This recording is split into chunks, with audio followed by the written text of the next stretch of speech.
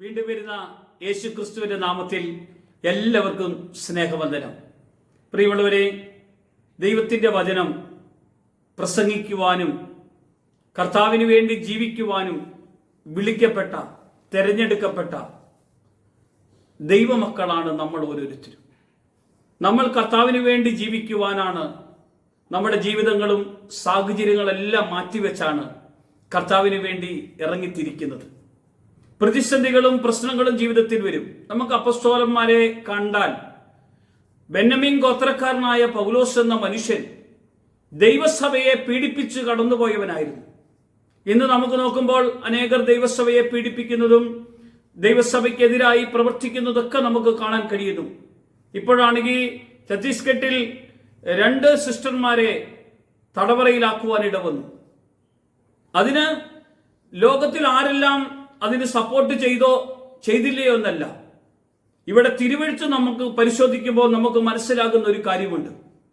പൗലോസ് എന്ന മനുഷ്യൻ തൻ്റെ മിഷണറി യാത്രയ്ക്ക് വേണ്ടി ഇറങ്ങി പുറപ്പെടുമ്പോൾ, പരിശുദ്ധാത്മാവ് ശുശ്രൂഷയ്ക്ക് വേണ്ടി മാസിഡോണിയയിലേക്ക് പറഞ്ഞയക്കുമ്പോൾ, സുവിശേഷത്തിന് വേണ്ടി ഇറങ്ങിത്തിരിച്ച പൗലോസ് വെളിച്ചപ്പാടത്തിയുടെ ആ പൈശാചിക തന്ത്രങ്ങളെ വിടിവിച്ചുകൊണ്ട് ദൈവരാജ്യത്തിന് വേണ്ടി സുവിശേഷത്തെ പറഞ്ഞപ്പോൾ അതിന് സാമ്പത്തികമായി ഭയങ്കരമായ വളർച്ചയിലേക്ക് പോയ, അല്ലെങ്കിൽ അതിലൂടെ വരുമാനം കണ്ട് ആനന്ദിച്ച് കടന്നുപോയവരുടെ വരുമാനം നഷ്ടപ്പെട്ടു കഴിഞ്ഞപ്പോൾ പൗലോസ് എന്ന മനുഷ്യനെ പിടിച്ച് ജയിലറയിൽ ഇട്ടു. പ്രിയമുള്ളവരെ, പൗലോസിനെ ജയിലറയിൽ ഇട്ടപ്പോൾ ദൈവം പൗലോസിന്റെ കൂടെ ഉണ്ടായിരുന്നു.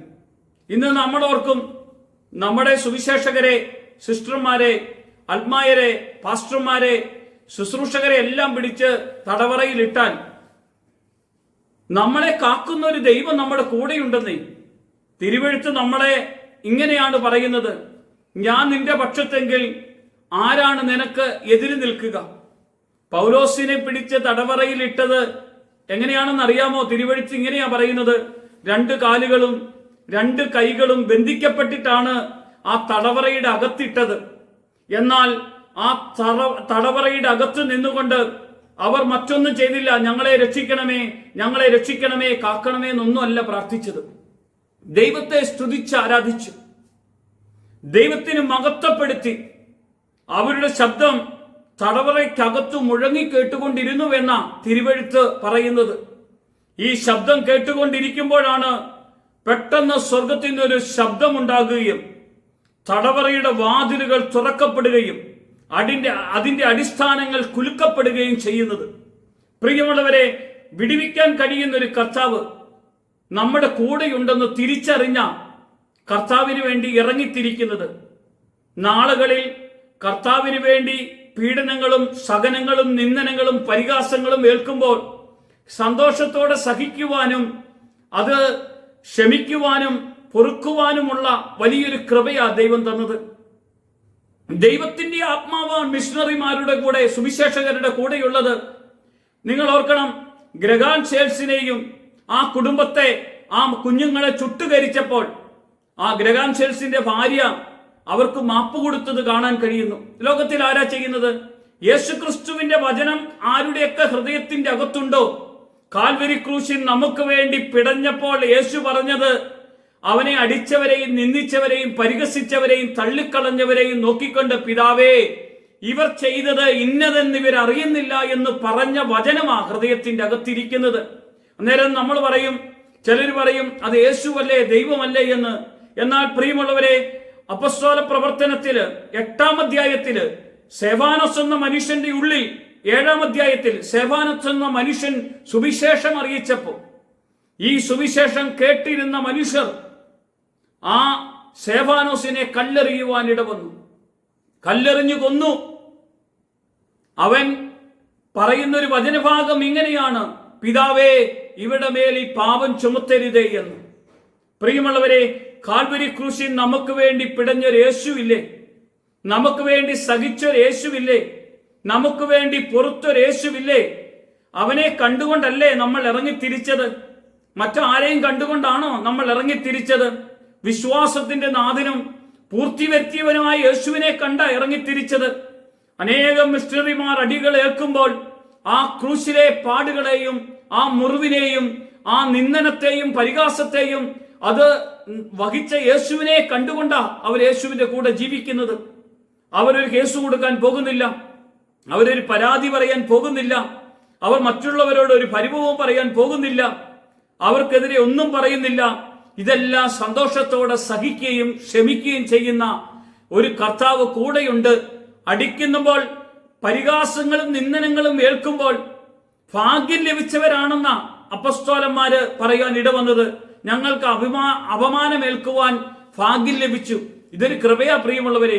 അപമാനമേൽക്കുക, നിന്ദനമേൽക്കുക, ഒറ്റപ്പെടുത്തുക, കുറ്റപ്പെടുത്തുക, തള്ളിക്കളയുക, ഇതെല്ലാം സുവിശേഷത്തെ പ്രതി, ക്രിസ്തുവിനെ പ്രതി നമ്മൾ ഇറങ്ങിത്തിരിക്കുമ്പോൾ ഇതെല്ലാം കണ്ടുകൊണ്ടാ ഇറങ്ങിത്തിരിക്കുന്നത്. അതുകൊണ്ടാണ് മിഷണറി യാത്രയിൽ തടവറയിൽ കടന്നുകൊണ്ട് 4 ലേഖനങ്ങൾ എഴുതുമ്പോൾ പൗലോസ് തന്റെ ലേഖനത്തിൽ, ഫിലിപ്പിയ ലേഖനത്തിൽ പറയുകയാണ്, നിങ്ങൾ സന്തോഷിക്കണം. കണ്ടോ, അവൻ തടവറയിൽ കടന്നുകൊണ്ട് തടവറയുടെ വാതിൽ, അപ്പസ്തോല പ്രവർത്തനം 16 ഞാൻ പറഞ്ഞ് ഇതിന്റെ ബാക്കി പറയുകയാണ്. ആ തടവറയുടെ അകത്ത് ദൈവം ചലനമുണ്ടാക്കുന്നു. എങ്ങനെ? കെട്ടുകൾ പൊട്ടിക്കുന്നു, ബന്ധനങ്ങൾ അഴിക്കുന്നു, തടവറയുടെ വാതിലുകൾ പൊളിക്കുന്നു, ആ കയ്യിലെ ചങ്ങലകൾ അഴിഞ്ഞു വീഴുന്നു. ആ തടവറയുടെ അകത്ത് കിടക്കുന്ന തടവുകാരുടെ എല്ലാം ചങ്ങലകൾ അഴിച്ചു വിട്ട് കാവൽക്കാർ നോക്കി നിൽക്കുമ്പോൾ തടവറയിൽ നിന്നുള്ളവരെല്ലാം പുറത്തു പോകുന്നതാ കാണാൻ കഴിയുന്നത്. കാരാഗൃഹ പ്രമാണി എന്ത് ചെയ്യണമെന്നറിയാതെ ആത്മഹത്യക്ക് വേണ്ടി ഒരുങ്ങുമ്പോൾ പൗലോസ് എന്ന മനുഷ്യൻ പറയുകയാണ്, സാഹസമൊന്നും കാണിക്കേണ്ട, ഞങ്ങൾ ആരും എവിടെയും പോയിട്ടില്ല. ഇത് കണ്ട് അത്ഭുതപ്പെട്ടുകൊണ്ട് ആ കാരാഗൃഹ പ്രമാണി പറയുകയാണ്, ഇനി ഞങ്ങൾ എന്തു ചെയ്യണം? പൗലോസ് പറഞ്ഞു, ഈ പീഡിപ്പിക്കുകയും എതിർക്കുകയും നിന്ദിക്കുകയും ചെയ്ത അവരോട് പറയുകയാണ്, നസ്രാനായ യേശു ക്രിസ്തുവിൽ വിശ്വസിക്കുവിൻ. ഇന്ന് ഞാൻ പറയുകയാണ്, ഈ സന്ദേശം കേൾക്കുന്നവരോട് പറയുകയാണ്, മിഷണറിമാർ, സുവിശേഷകന്മാർ ഇറങ്ങിത്തിരിച്ചത്, പാസ്റ്റർമാർ ഇറങ്ങിത്തിരിച്ചത് കർത്താവിന് വേണ്ടി വീടും ജോലിയും സാഹചര്യങ്ങളും വിട്ട് നോർത്ത് ഇന്ത്യയുടെ മുക്കിലും മൂലയിലും കടന്നു ചെന്ന് അനേകരെ അടിയും നിന്ദനവും തൊപ്പും വഹിക്കുന്നത് എന്തിനാണെന്നറിയാമോ? ജീവിക്കുന്ന യേശുവിനെ കൊടുക്കാൻ വേണ്ടിയാ. ഈ യേശു കല്ലല്ല, മണ്ണല്ല, പ്രതിമയല്ല, ഏതെങ്കിലും ഒരു സ്വരൂപം ഒന്നുമല്ല. യേശു ജീവിക്കുന്ന ദൈവമാ. അവൻ നമ്മുടെ അകത്തു വസിക്കുന്നവനാ. അവനെ എവിടെ നോക്കണം? 10 പ്രമാണത്തിൽ യേശു പറഞ്ഞിരിക്കുന്ന ഒരു കാര്യമുണ്ട്. ദൈവവും മനുഷ്യനും തമ്മിലുള്ള ബന്ധവും മനുഷ്യനും മനുഷ്യനും തമ്മിലുള്ള ബന്ധമാണ് 10 പ്രമാണം എന്നത്. അത് യേശു ക്രിസ്തു രണ്ടാക്കി. ദൈവമായ കർത്താവിനെ പൂർണ്ണ ഹൃദയത്തോടും പൂർണ്ണ മനസ്സോടും പൂർണ്ണ ആത്മാവോടും കൂടെ സ്നേഹിക്കണം ഒരു ഭാഗത്ത്. അതുപോലെ തന്നെ നിന്റെ സഹോദരനെ സഹോദരനായി കാണണം. കൊല്ലരുത്, വ്യഭിചാരം ചെയ്യരുത്, മോഷ്ടിക്കരുത്, കള്ളസാക്ഷ്യം പറയരുത്, അന്യന്റെ വസ്തുക്കൾ, അന്യന്റെ ഭാര്യ, അന്യന്റേതൊന്നും നീ മോഹിക്കരുത്. ഈ രണ്ടും കൂടെ ഒന്ന് വെച്ച് നോക്കിക്കേ. ഇതാ ദൈവത്തിന്റെ കൽപ്പന. ഇത് ആർക്കൊക്കെ ഉള്ളതാ? ലോകത്തിലുള്ള സകല മനുഷ്യർക്കും വേണ്ടി തന്ന ദൈവത്തിന്റെ പ്രമാണമായത്. ഇതനുസരിച്ചുകൊണ്ടാണ് സുവിശേഷകർ ഇറങ്ങി തിരിച്ചിരിക്കുന്ന. പ്രിയമുള്ളവരെ, അവർക്ക് മരിക്കുവാൻ ഒരിക്കലും ഭയമില്ല. പത്രോസ് എന്ന മനുഷ്യനെ തടവറയിലാക്കിയപ്പോൾ പത്രോസിന് ഭയമില്ലായിരുന്നു. പത്രോസിന് ഭയമില്ലാത്തതിന്റെ ഒരു കാരണം എന്താണ്? പത്രോസ് മരിക്കുവാൻ തയ്യാറായിട്ടാണ് ആ തടവറയുടെ അകത്തേക്ക് കടന്നുപോയത്. ചങ്ങലകളാ ബന്ധിക്കപ്പെട്ട തടവറയുടെ അകത്ത് കടന്നുകൊണ്ട് പത്രോസ് സുന്ദരമായിട്ടുറങ്ങി. നാളെ പത്രോസിനെ തടവറയിൽ നിന്ന് ഇറക്കിക്കൊണ്ടു പോകുന്നത് കൊൽക്കളത്തിലേക്ക് കൊല ചെയ്യാൻ വേണ്ടിയാണ്.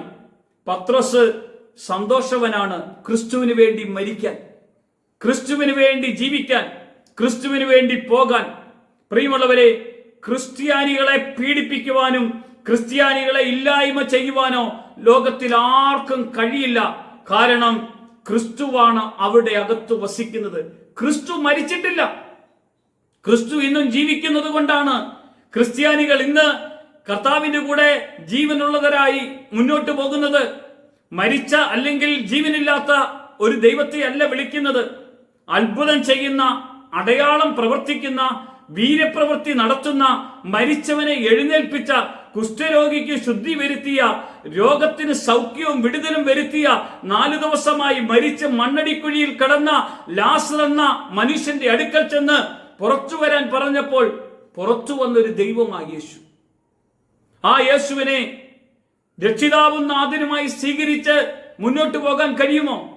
കഴിയുമെങ്കിൽ ഇന്ന് നിങ്ങൾക്ക് ഭയപ്പെടേണ്ടി വരികയില്ല. യേശു മാത്രമേ പറഞ്ഞുള്ളൂ ഭയപ്പെടേണ്ട, ഞാൻ നിന്റെ കൂടെയുണ്ടെന്ന് പറയാൻ കാരണം ഭയമില്ലാത്ത ജീവിക്കുന്ന ഒരു കർത്താവാ നമ്മുടെ അകത്ത് വസിക്കുന്നത്. നിങ്ങൾ ജീവിക്കുന്ന ദൈവത്തിന്റെ ആലയമല്ലേ നിങ്ങളുടെ ശരീരം? ഈ ആലയം ദൈവം വസിക്കുന്ന ആലയമാണ്. ഈ ആലയം ദൈവത്തിന് വേണ്ടി നമ്മൾ ഒന്ന് കൊടുത്താലോ എത്ര സന്തോഷമായിരിക്കും, എത്ര ആനന്ദകരമായിരിക്കും.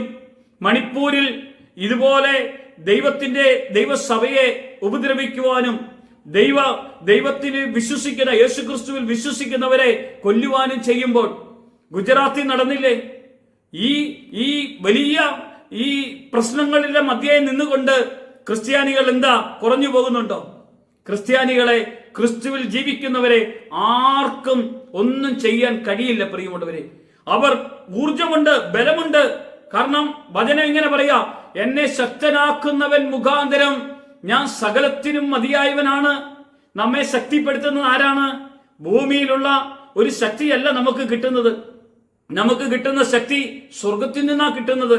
സ്വർഗത്തിൽ നിന്ന് കിട്ടുന്ന ശക്തിയോ അതോ ദൈവത്തിന്റെ ശക്തിയാ? ദൈവത്തിന്റെ ശക്തി മനുഷ്യന്റെ ഹൃദയത്തിന്റെ അകത്തേക്ക് കടന്നു വരുമ്പോൾ അവൻ ശക്തനായിരിക്കും. അതുകൊണ്ടാ കർത്താവ് പറയുന്നത്, എന്നെ ശക്തനാക്കുന്നവൻ മുഖാന്തരം, എന്നെ ബലപ്പെടുത്തുന്നവൻ മുഖാന്തരം, എന്നെ നയിക്കുന്നവൻ മുഖാന്തരം. കാരണം ഇത്രയും ബലവും ശക്തിയുള്ള ഒരു കർത്താവ് നമ്മുടെ അകത്ത് വസിക്കുന്നുണ്ട്. അതാ മിഷണറിമാര് ഭയന്നോടാത്തത്, അവർ മാളത്തിൽ ഒളിക്കാത്തത്, അവർ പുറകോട്ട് പോകാത്തത്. കണ്ടോ, ആ ഛത്തീസ്ഗഡിൽ സിസ്റ്റർമാരെ അവർ ജയിലിൽ അടച്ചപ്പോൾ അവർ പറഞ്ഞത് ഹല്ലേലൂയ പറഞ്ഞ ദൈവത്തെ ആരാധിച്ചത്. മാലാഖമാർ ദൈവത്തെ ഹല്ലേലൂയ പാടി പരിശുദ്ധൻ പരിശുദ്ധൻ പരിശുദ്ധൻ എന്ന് ആരാധിച്ചതുപോലെ ദൈവത്തിന്റെ മക്കൾ ദൈവത്തെ ആരാധിക്കുവാൻ വേണ്ടി വിളിക്കപ്പെട്ടവരാണ് പ്രിയമുള്ളവരെ. നമ്മൾ ചങ്കുറപ്പുള്ളവരാണ് ആത്മാവിൽ. ലോകത്തിൽ മറ്റൊന്നിനുമല്ല നമുക്ക് ബലമുള്ളത്, ആത്മാവിൽ നമുക്ക് ബലമുള്ളവരാ, കരുത്തുള്ളവരാ, നമ്മൾ ശക്തരാ. നമ്മളെ ദൈവമാ നയിക്കുന്നത്, മനുഷ്യനല്ല. നമ്മുടെ പുറകിൽ, നമ്മുടെ മുമ്പിൽ, നമ്മുടെ ഇടത്ത്, നമ്മുടെ വലത്ത് ആരാ ഉള്ളതെന്നറിയാമോ?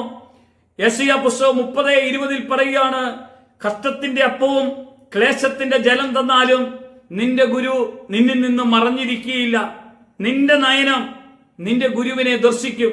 നിന്റെ കണ്ണുകൾ, നിന്റെ ജീവിതം, നിന്റെ മനസ്സ്, നിന്റെ പ്രാർത്ഥന, നിന്റെ പ്രവൃത്തികൾ നിന്റെ ഗുരുവ് കർത്താവായ കർത്താവിലേക്ക് ദൈവത്തിലേക്ക് തിരിഞ്ഞിരിക്കുമെന്ന പ്രിയമുള്ളവരെ. ഇതാണ് വഴി, ഇതിലേ പോകുക. അത് നാശത്തിനുള്ള വഴിയല്ല, ക്ഷേമത്തിനുള്ള വഴിയാ. നമ്മളെക്കുറിച്ച് അവന് വലിയ പദ്ധതിയുണ്ട്. ആ പദ്ധതി അവന്റെ ഉള്ളം കൈ രേഖപ്പെടുത്തിയിരിക്കുകയാണ്. ഞാൻ എങ്ങനെ കർത്താവിന് വേണ്ടി പോകണം, ഞാൻ എങ്ങനെ കർത്താവിന് വേണ്ടി സഹിക്കണമെങ്കിൽ അതൊരു വരമാണ്. ക്ഷമിക്കണമെങ്കിൽ അതൊരു വരമാണ്. അതല്ലേ അനേകർ കർത്താവിന് വേണ്ടി തന്റെ ജീവിതത്തെ ഉരിഞ്ഞു കൊടുത്തിട്ട് കുടുംബത്തിലുള്ളവരെയും ജീവിത സാഹചര്യങ്ങളെ എല്ലാം ഉപേക്ഷിച്ച് കർത്താവിന് വേണ്ടി പോകാൻ ഇടവരുന്നത്. ഈ കർത്താവ് ഇന്നും ജീവിക്കുന്ന ദൈവമാണ്. ഇത് പറയാൻ ഒരിക്കലും മടിക്കേണ്ട.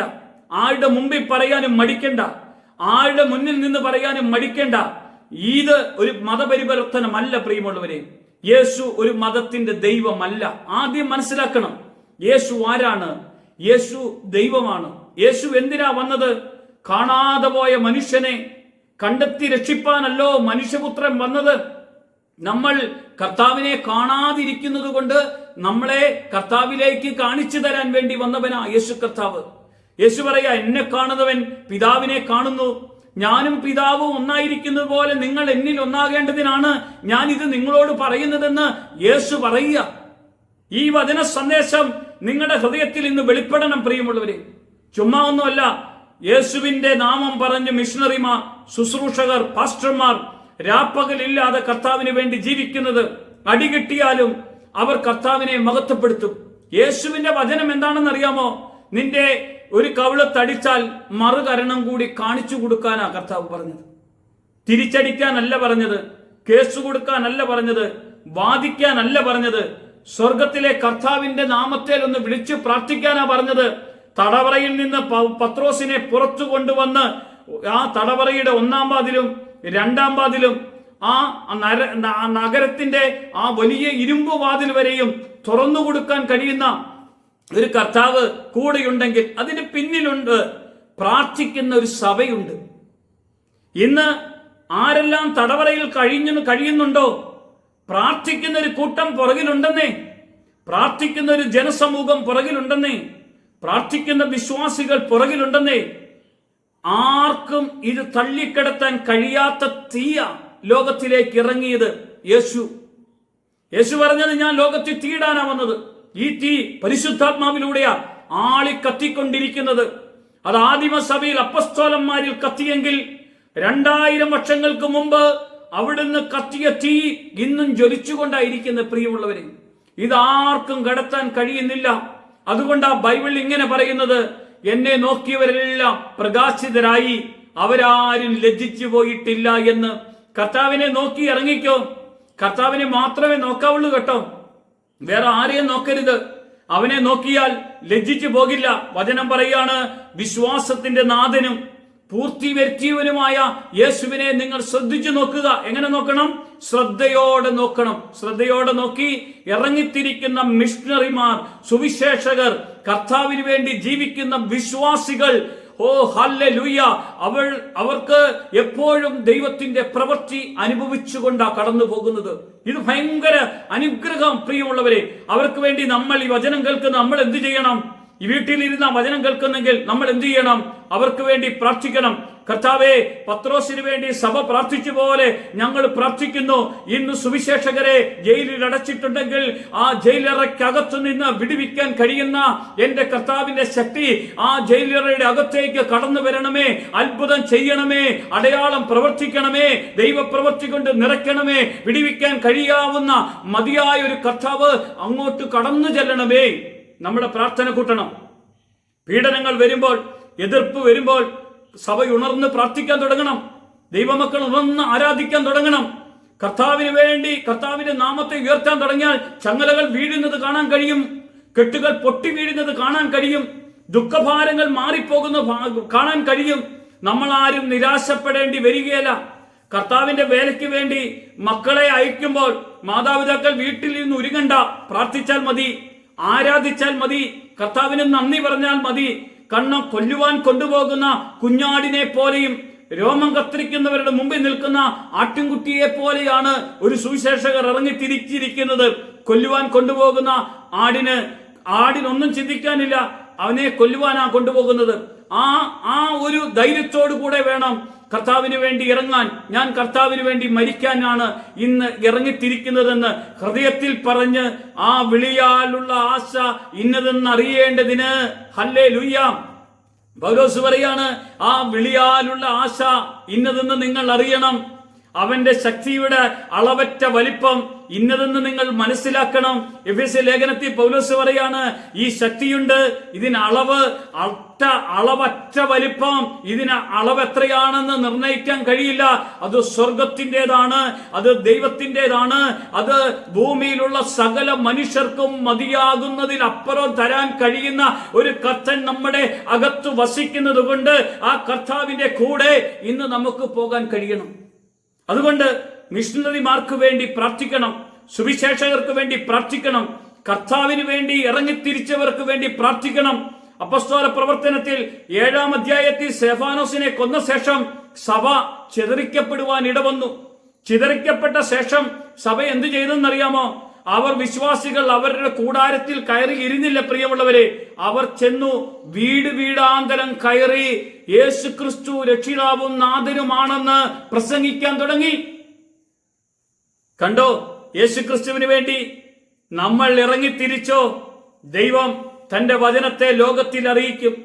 ഈ ലോകം അവസാനിക്കണമെങ്കിൽ, അന്ത്യമാഗതമാകണമെങ്കിൽ യേശു പറഞ്ഞ ഒരു കാര്യമുണ്ട്. മത്തായി സുവിശേഷം 24-ാമത്തെ അധ്യായത്തിന്റെ 15-ാമത്തെ വചനം പറയുകയാണ്, സുവിശേഷം ലോകത്തിലുള്ള എല്ലാ മുക്കിലും മൂലയിലും കടന്നു ചെല്ലുമ്പോൾ അന്ത്യം ആഗതമാകും. അന്ത്യം ആഗതമാകണമെങ്കിൽ സുവിശേഷം എത്തണം. സുവിശേഷം പറയണമെങ്കിൽ അപ്പസ്തോല പ്രവൃത്തി 1:8 പറഞ്ഞതുപോലെ പരിശുദ്ധാത്മാവ് നിങ്ങളുടെ മേൽ വരണം. യെരുശലേമിലും യഹൂദയായാലും സമരിയായാലും ഭൂമിയുടെ അറ്റത്തോളം ഈ വചനം അറിയിക്കാൻ വേണ്ടിയാണ് കർത്താവ് വിളിച്ചത്. അതുകൊണ്ടല്ലേ വിദേശ രാജ്യത്തിൽ നിന്ന് ഇങ്ങോട്ട് ഇന്ത്യയിലേക്കും ഇന്ത്യയിൽ നിന്ന് പല ഗ്രാമാന്തരങ്ങളിലേക്ക് കടന്നു ചെല്ലുന്നത്? കർത്താവിനെ പരിചയപ്പെടുത്താൻ, കർത്താവിനെ കൊടുക്കാൻ, യേശുവിൽ വിശ്വസിക്കാൻ. യേശുവിൽ വിശ്വസിച്ചാൽ എന്താ ഗുണം? നീയും നിന്റെ കുടുംബവും രക്ഷ പ്രാപിക്കും. രക്ഷ പ്രാപിക്കാൻ എന്ത് ചെയ്യും? സ്വർഗത്തിൽ കർത്താവിനോട് കൂടെ പോകും. അതുകൊണ്ട് അപ്പസ്തോലന്മാരോട് യേശു പറഞ്ഞത് യോഹന്നാൻ സുവിശേഷം 14-ാം അധ്യായത്തിൽ, ഞാൻ നിങ്ങൾക്ക് സ്ഥലമൊരുക്കാൻ പോകുകയാണ്. ഞാൻ ആയിരിക്കുന്നിടത്ത് നിങ്ങളും ആകേണ്ടതിന് ഞാൻ വന്ന് നിങ്ങളെ കൂട്ടിക്കൊണ്ടുപോകും. ഞാൻ നിങ്ങളെ കൂട്ടിക്കൊണ്ടുപോകുന്നതിന് മുമ്പ്, ഞാൻ വരുന്നതിന് മുമ്പ് നിങ്ങൾ ചെയ്യേണ്ട ചില കാര്യങ്ങളുണ്ട്. എന്റെ വചനം ഈ ലോകത്തിലുള്ള എല്ലായിടത്തും എത്തിക്കണം. യേശുവാണ് കർത്താവെന്ന്, യേശുവാണ് എന്റെ രക്ഷിതാവെന്ന്, യേശുവിന്റെ നാമം ഒന്ന് വിളിച്ചേ, യേശുവിന്റെ നാമം ഒന്ന് പറഞ്ഞേ, രോഗം സുഖപ്പെടുന്നത് കാണാം. അപ്പസ്തോല പ്രവർത്തനം 2-ാം അധ്യായത്തിൽ അപ്പസ്തോലന്മാരെ പരിശുദ്ധാത്മാവിൽ നിറഞ്ഞു കഴിഞ്ഞപ്പോൾ സുന്ദരമെന്ന ദേവാലയത്തിന്റെ പടിവാതിലിൽ ഭിക്ഷയാചിക്കുന്ന ഒരു ഭിക്ഷക്കാരന്റെ അടുക്കലേക്ക് കടന്നു ചെന്നിട്ട്, അവൻ എത്രയോ വർഷക്കാലമായി കാണും ഭിക്ഷയാചിക്കുന്നു. ഈ ഭിക്ഷയാചിക്കുന്ന മനുഷ്യന്റെ അടുക്കൽ കടന്നു ചെന്നിട്ട് ഈ പത്രോസ് യോഹന്നാനോട് ചേർന്ന് പറഞ്ഞൊരു കാര്യമുണ്ട്, സ്വർണോ വെള്ളിയോ ഒന്നും ഞങ്ങളുടെ പക്കലില്ല.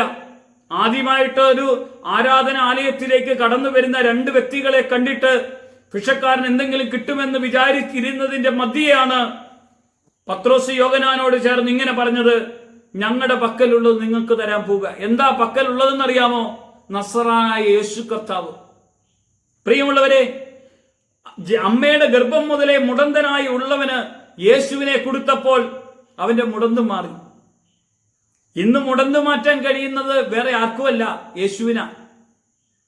യേശുവിന സൗഖ്യപ്പെടുത്തുവാൻ മതിയായ ദൈവം. നിങ്ങൾ യേശുവിന്റെ അടുക്കലേക്കൊന്ന് വരാമോ? എന്റെ അടുക്കൽ വരുന്നവരാരും നിരാശയോടെ പോകില്ലെന്ന് പറഞ്ഞവൻ യേശു മാത്രമേ ഉള്ളെന്നേ. ഈ കർത്താവിന്റെ വചനം ബൈബിൾ ഇങ്ങനെ നമ്മളെ ഓർമ്മപ്പെടുത്തുകയാ. റോമാലേഖനം 10-ാം അധ്യായത്തിന്റെ 8-ഉം 9-ഉം തിരുവചനം പറയുകയാണ്, വചനം നിനക്ക് സമീപസ്ഥമാണ്, അത് നിന്റെ അധരത്തിലും ഹൃദയത്തിലുമുണ്ട്. യേശുവിനെ കർത്താവാണെന്ന് നീ അധരം കൊണ്ട് ഏറ്റുപറഞ്ഞ് ഹൃദയത്തിൽ വിശ്വസിച്ച് രക്ഷാനുഭവത്തിലേക്ക് വരണം. യേശുവിനെ അറിയത്തില്ലേ? ഇതുവരെ ആരും പറഞ്ഞിട്ടില്ലേ? ഈ വചന സന്ദേശമാണ് നിങ്ങൾ കേൾക്കുന്നെങ്കിൽ ഇന്ന് നിങ്ങൾ റോമാലേഖനം എടുക്കണം, 10-ാം അധ്യായം എടുക്കണം. യേശുവിന്റെ വചനമാണ് നിങ്ങളോട് പറയുന്നത്. യേശുവിന്റെ വചനം നിങ്ങളുടെ അധരത്തിലും ഹൃദയത്തിലുമുണ്ട്. നിങ്ങളൊന്ന് ഏറ്റുപറയാമെങ്കിൽ നിങ്ങൾ രക്ഷ പ്രാപിക്കും. രക്ഷ പ്രാപിച്ചാൽ നിങ്ങൾക്ക് എന്ത് കിട്ടും? നിശ്ചിത കിട്ടും, സ്വർഗ അനുഭവം കിട്ടും. അല്ലെങ്കിലോ ഈ ലോകത്തിന്റെ, നരകത്തിന്റെ, പാപത്തിന്റെ, അന്ധകാരത്തിന്റെ പൈശാചിക ബന്ധനത്തിലേക്ക് പോകും. പ്രിയമുള്ളവരെ, കർത്താവ് ദുഷ്ടന്റെ കെട്ടുകളിൽ നിന്നും, പാപത്തിന്റെ ബന്ധനത്തിൽ നിന്നും, തിന്മയുടെ സ്വാധീനങ്ങളിൽ നിന്നെല്ലാം വിടുവിച്ചിട്ടോ ഒരു സമാധാനമുള്ള, സന്തോഷമുള്ള, അനുഗ്രഹമുള്ള, ദൈവകൃപയുള്ള, പ്രാർത്ഥിക്കുന്ന, ദൈവത്തോടു കൂടെ സന്തോഷിച്ച് ജീവിക്കുന്ന ഒരു ദൈവത്തിന്റെ ഒരു കൂട്ടത്തെയാണ് ദൈവത്തിന് ഇന്ന് വേണ്ടത്. ജാതിയെന്നോ മതമെന്നോ വർഗമെന്നോ ലിംഗമെന്നോ ഒരു വ്യത്യാസം കൂടാതെ സകല മനുഷ്യനെയും ഒന്നായി സ്നേഹിക്കുന്ന ദൈവം. കർത്താവ് മതമില്ല, കർത്താവിന് ജാതിയില്ല, അതെല്ലാം ഈ ലോകത്താ ഉള്ളത്. ഇതൊന്നുമില്ലാത്ത ഒരേ ഒരുവൻ നമ്മുടെ കർത്താവായ യേശു മാത്രമാണ്. കർത്താവ് എല്ലാവരെയും സ്നേഹിക്കുന്നു, കർത്താവ് എല്ലാവരെയും സ്നേഹിക്കുന്നു, കർത്താവ് എല്ലാവരെയും അനുഗ്രഹിക്കുന്നു. യേശുവേ എന്ന് വിളിച്ചാൽ, അത് ബർത്തിമ വിളിച്ചാലും, അന്ധനായ മനുഷ്യൻ വിളിച്ചാലും, അത് സമരിയക്കാരി വിളിച്ചാലും, വിജാതീയ സ്ത്രീ വിളിച്ചാലും, ആര് വിളിച്ചാലും, വ്യഭിചാരത്തിൽ പിടിക്കപ്പെട്ട സ്ത്രീ വിളിച്ചാലും, അവരെ അനുഗ്രഹിക്കുവാനും സൗഖ്യപ്പെടുത്തുവാനും വിടുവിക്കാനും യേശു മതിയായവനാ. യേശു മതിയായവനാ. പ്രിയമുള്ളവരെ, ഈ യേശുവിന്റെ നാമം ഭൂലോകത്തിൽ നൽകപ്പെട്ട ഒറ്റ നാമം. അത് അപ്പസ്തോല പ്രവർത്തനം 4:12 പറയുക, ആകാശത്തിന്റെ കീഴെ മനുഷ്യ രക്ഷയ്ക്ക് വേണ്ടി നൽകപ്പെട്ട ഒറ്റ നാമം, അത് യേശു എന്ന നാമം മാത്രമേ ഉള്ളൂ. ഏത് മനുഷ്യർക്കും നൽകപ്പെട്ട ഒറ്റ നാമം യേശു എന്ന നാമം മാത്രം. യേശു എന്ന നാമത്തിൽ നിങ്ങളൊന്ന് വിളിച്ചു നോക്ക്. ആരും കേൾക്കണ്ട. നിങ്ങളൊന്ന് ആ രോഗമുള്ള സ്ഥലത്ത് ഒരു കൈവച്ചിട്ട് യേശുവേ നിന്റെ നാമത്തിൽ എന്നെ സുഖപ്പെടുത്തണമേ എന്നൊന്ന് പറഞ്ഞേ. ക്യാൻസർ ഉള്ള സ്ഥലത്ത് ആ ദൈവത്തിന്റെ യേശുവിന്റെ നാമത്തിൽ കരം വെച്ചിട്ടൊന്ന് പ്രാർത്ഥിച്ചേ. ആ ക്യാൻസർ മാറിയല്ലേ. ട്യൂമറുള്ള സ്ഥലത്ത് ഒന്ന് കരം വെച്ചൊന്ന് പ്രാർത്ഥിച്ചേ. എന്തിനാ? നിങ്ങളുടെ വിശ്വാസം വർദ്ധിക്കുവാൻ. തലയുടെ പുറകിൽ അതാ വേദനിച്ച് പ്രയാസപ്പെടുന്നവർ ഈ വചനം കേൾക്കുന്നെങ്കിൽ അവർ പ്രാർത്ഥിക്ക്. ആ ഒരു കൈയെടുത്ത് തലയുടെ പുറകിൽ വെച്ചിട്ടൊന്ന് പ്രാർത്ഥിച്ചേ. വിട്ടുമാറാത്ത തലവേദനയുടെ ഉടമയാണെങ്കിൽ ഒന്നൊന്ന് പ്രാർത്ഥിച്ചേ. ഈ യേശു തടവറയിൽ നിന്ന് വിടുവിക്കാൻ മാത്രമല്ല പ്രിയമുള്ളവരെ, രോഗികളെ സുഖപ്പെടുത്താൻ അറിയാവുന്ന ഒരു ദൈവമാണ്. നമ്മൾ അവനെ കണ്ടാണ് ആരാധിക്കുന്നത്. അവനെ കണ്ട് പ്രാർത്ഥിക്കുക. എന്റെ കർത്താവ് എന്റെ നടുവിൽ എനിക്ക് വേണ്ടി ക്രൂശിൽ മരിച്ചുയർത്തു പിതാവിന്റെ അടുക്കൽ ആ കടന്നുപോയ കർത്താവ് എന്റെ അടുക്കലാ കടന്നു വന്നിരിക്കുന്നത്. എന്തിനാ? ഈ വചനം കേൾക്കുന്ന നിന്നെ വിടുവിക്കാൻ, നിന്റെ പ്രശ്നം മാറ്റാൻ, നിന്റെ പ്രയാസം മാറ്റാൻ, നിന്റെ ദുഃഖം മാറ്റാൻ, നിന്റെ ഭാരം മാറ്റാൻ. നിന്റെ കുടുംബത്തിൽ പ്രശ്നമല്ലേ ഭാര്യയും ഭർത്താവും തമ്മിൽ? എന്നാ ഡിവോഴ്സ് വേണമെന്ന് പിരിയാൻ പോകുകയല്ലേ? നിങ്ങളൊന്ന് യേശുവിന്റെ നാമത്തിൽ ഒന്ന് പ്രാർത്ഥിച്ചു നോക്കിക്കേ. നിങ്ങളുടെ പ്രശ്നങ്ങൾ ഇന്ന് പരിഹരിക്കാൻ തുടങ്ങും. നിങ്ങളുടെ ബന്ധനങ്ങൾ ഇന്ന് അഴിയാൻ തുടങ്ങും. നിങ്ങളുടെ അയൽവാസികൾ തമ്മിൽ നിങ്ങൾക്ക് ഐക്യമില്ലേ? നിങ്ങളൊന്ന് പ്രാർത്ഥിച്ചേ. അവിടെ ദൈവം ഇടപെടാൻ തുടങ്ങും. നിങ്ങളുടെ ബിസിനസ് പൊട്ടിപ്പോയിരിക്കുകയാണോ? നിങ്ങളുടെ ജീവിതത്തിലെ പ്രതികൂല സാഹചര്യമാണോ? കടഭാരം കൊണ്ട് മൂടി ജപ്തി വന്നിരിക്കുന്നോ? ഒന്ന് പ്രാർത്ഥിക്കാമോ? യേശു കൂടെയുണ്ട്. യേശു കൂടെയുണ്ട്. എന്നെയും വിടുവിച്ച നിന്നെയും വിടുവിക്കുന്ന അത്ഭുതം ചെയ്യുന്ന ഒരു കർത്തന്റെ കരമുണ്ടല്ലോ. ഇപ്പോൾ ഈ വചന സന്ദേശം നിങ്ങൾ ഇരുന്ന് കേൾക്കുകയാണെങ്കിൽ നിങ്ങളുടെ ജീവിതം വിടുവിക്കാൻ തുടങ്ങും. നിങ്ങളൊന്ന് പ്രാർത്ഥിക്കാൻ തുടങ്ങിയാൽ മതി. കർത്താവേ, എന്നെ വിടുവിക്കുന്ന ദൈവമാണ്. എന്റെ ഭാരം മാറ്റിയ ദൈവമാണ്. കുടുംബത്തിൽ പ്രശ്നമായി ഹൃദയത്തിൽ വലിയ മുറിവ് വന്നിട്ടുണ്ടെങ്കിൽ അത് മാറ്റാൻ കഴിയുന്ന ഒരു കർത്താവുണ്ട്. നമ്മുടെ കർത്താവുണ്ട്. അവൻ ഹൃദയത്തിന്റെ മുറിവ് മാറ്റും, ജീവിതത്തിന്റെ മുറിവ് മാറ്റും. മറ്റുള്ളവർ നമ്മളെ വേദനിപ്പിച്ച് വിഷമിച്ചിട്ടുണ്ടെങ്കിൽ യേശുവേ എന്റെ കർത്താവേ എന്റെ മേൽ കരുണയാകണമേ, എന്നെ വിടുവിക്കണമേ എന്നൊന്ന് പ്രാർത്ഥിച്ചാൽ അവൻ വിടുവിക്കൂന്നേ. അവൻ ശക്തനാണെന്നേ. അവൻ അനുഗ്രഹിക്കുന്ന ദൈവമാണെന്നേ. അതാ ബൈബിളിൽ ഇങ്ങനെ പറയുന്നത്. യെശയ്യാ പുസ്തകം 9-ാം അധ്യായത്തിന്റെ 6-ാം വചനം പറയാണ്, അവൻ അത്ഭുത മന്ത്രിയാ, വീരനാം ദൈവമാ, നിത്യപിതാവാ, സമാധാന പ്രഭുവാ. ആധിപത്യം അവന്റെ ചുമലിലാണ്. ആധിപത്യം മുഴുവൻ അവന്റെ കരങ്ങളിലായിരിക്കുന്നത്. വിടുവിക്കുന്ന ഒരു കർത്താവുണ്ടേ. നമ്മുടെ കർത്താവ് അത് യേശു കർത്താവാണെന്നേ. യേശുവിനെ കർത്താവാണെന്ന് ഹൃദയം കൊണ്ട് ഏറ്റുപറയുക. കണ്ടോ, അവൻ നമുക്ക് വേണ്ടി മരിച്ചു, അവൻ ഉയർത്തെഴുന്നേറ്റുവെന്ന് ഹൃദയത്തിൽ വിശ്വസിച്ച് അതരത്തിൽ ഒന്ന് ഏറ്റുപറഞ്ഞത് സ്തോത്രം പറയാമോ? ഇന്ന് നിന്റെ ജീവിതം അനുഗ്രഹിക്കപ്പെടാൻ തുടങ്ങും. ഈ വചനം നിങ്ങളുടെ ജീവിതത്തിൽ വലിയ ദൈവപ്രവൃത്തി നടത്തുക. ഇതാ അത്ഭുതത്തിന്റെ പ്രവൃത്തിയാ. യേശുവിന്റെ നാമത്തിൽ ഈ വചനത്തിൽ വലിയ ദൈവപ്രവൃത്തി വെളിപ്പെടട്ടെ. ദൈവശക്തി നിങ്ങളുടെ ഉള്ളിലേക്ക് കത്തി ഇറങ്ങട്ടെ. നിങ്ങളുടെ ജീവിതത്തിലെ ബന്ധനങ്ങൾ അങ്ങും വിട്ടുമാറിപ്പോകട്ടെ. നിങ്ങളുടെ ഭവനത്തിന്റെ അസമാധാനങ്ങൾ മാറിപ്പോകട്ടെ. രോഗം മാറാതെ നിങ്ങൾ എപ്പോഴും പ്രയാസപ്പെടുകയാ. എന്നും മരുന്നുമായിട്ട് എന്നും നിങ്ങൾക്ക് രോഗവുമായിട്ട് ഒരു ജോലിയും ചെയ്യാൻ പറ്റാതെ, എന്നും ശരീരത്തിൽ നീരല്ലേ, നിങ്ങളുടെ നട്ടെല്ലിന് വേദനയല്ലേ, നിങ്ങളുടെ കൈകാലുകൾ അനക്കാൻ പറ്റാത്ത പ്രയാസമല്ലേ, നിങ്ങൾക്ക് ഇന്ന രോഗമാണെന്ന് പറഞ്ഞ് ഡോക്ടർമാർ നിങ്ങളെ അസ്വസ്ഥപ്പെടുത്തിക്കൊണ്ടിരിക്കുകയല്ലേ? ഇതാ ദൈവത്തിന്റെ വചനം നിങ്ങളുടെ അകത്തേക്ക്, നിങ്ങളുടെ ശിരസിൽ ദൈവത്തിന്റെ കരം വയ്ക്കുന്നു, കർത്താവിന്റെ കരം വയ്ക്കുന്നു. നിങ്ങളെ വിടുവിക്കുന്ന ശക്തി ഇറങ്ങുകയാണ്. ഇങ്ങനെ അത്ഭുതം ചെയ്തൊരു കർത്താവാണ് സുവിശേഷകരുടെ നെഞ്ചിലുള്ളത്. പ്രിയമുള്ളവരെ, സുവിശേഷകരുടെ നെഞ്ചിലുള്ള ക്രിസ്തു നിങ്ങളുടെ നെഞ്ചിലേക്ക് ഇറങ്ങി വരൂന്നേ. നിങ്ങളുടെ ഹൃദയത്തിലേക്ക് ഇറങ്ങി വരും. അവൻ ഇന്നും ജീവിക്കുന്നു. അവൻ അത്ഭുതം ചെയ്തുകൊണ്ടിരിക്കുന്ന കർത്താവാണ്. അവന്റെ കൂടെ ഇന്ന് നമുക്കൊന്ന് ജീവിക്കാമോ? അവന്റെ കൂടെ നമ്മുടെ സാഹചര്യങ്ങളെ ഒന്ന് വിട്ടുകളയാമോ? നമ്മൾ കർത്താവിന്റെ കൂടെ നമ്മുടെ ജീവിതത്തിലെ എല്ലാ അവസ്ഥകളെയും വിട്ടുകളഞ്ഞുകൊണ്ട് ഒന്ന് ഇറങ്ങിത്തിരിക്കാമോ? നീ യേശുവിനെ സ്വീകരിക്കുമ്പോൾ നിന്റെ വീട്ടിലുള്ളവർ നിന്നെ പുറത്താക്കുക. നിന്റെ ബന്ധുക്കളും മിത്രങ്ങളും നിന്നെ ഒറ്റപ്പെടുത്തിയേക്കാം. സുവിശേഷത്തിന് വേണ്ടി നിനക്ക് നല്ലൊരു ജോലി ഉണ്ടായിട്ട് നിനക്ക് സുവിശേഷത്തിന്റെ വിളി കിട്ടുമ്പോൾ ആ ജോലി രാജിവെച്ച് നീ ക്രിസ്തുവിന് വേണ്ടി ഇറങ്ങിത്തിരിക്കുമ്പോൾ നീ എന്തൊരു മണ്ടത്തരമാടാ കാണിച്ചേ എന്ന് പറഞ്ഞ് പലരും നിന്നെ അവഹേളിക്കുമ്പോഴും പരിഹസിക്കുമ്പോഴും നീ വിശ്വാസത്തിന്റെ നാഥനും പൂർത്തിവരുത്തിയവനുമായ യേശുവിനെ അല്ലേ കണ്ടത്? യേശു നിന്റെ കാര്യത്തിൽ ഇടപെടുന്ന ദൈവമാണ്. ജോലിക്കേക്കാൾ നിന്റെ പ്രവൃത്തിയേക്കാൾ, നിന്റെ ജീവിതത്തെക്കാൾ, നിന്റേതാ സകല സമ്പത്തിനേക്കാൾ വലുത് സ്വർഗീയ സമ്പത്താണ്. എന്റെ സമ്പത്ത് യേശുവാണേ, എന്റെ സമ്പത്ത് യേശുവാണേ, എന്റെ സമ്പത്ത് യേശു മാത്രമാണ് എന്ന് നിങ്ങൾക്ക് പറയാൻ കഴിയുമോ? ഇന്ന് യേശുവിന് വേണ്ടി ഈ ജീവിതം ഒന്ന് മാറ്റിക്കൊടുക്കാൻ പറ്റുമോ? ഈ ജീവിതം ഒന്ന് ഇറക്കി കൊടുക്കാൻ പറ്റുമോ? കർത്താവിന് വേണ്ടി നിങ്ങൾക്ക് നിങ്ങളുടെ ജീവിതത്തെ കൊടുത്തൊന്ന് പ്രാർത്ഥിച്ച് മുന്നേറാൻ പറ്റുമോ? എന്റെ കൂടെ നിങ്ങൾക്ക് ഒന്നിച്ച് പ്രാർത്ഥിക്കാം. ഞാൻ പ്രാർത്ഥിക്കാം.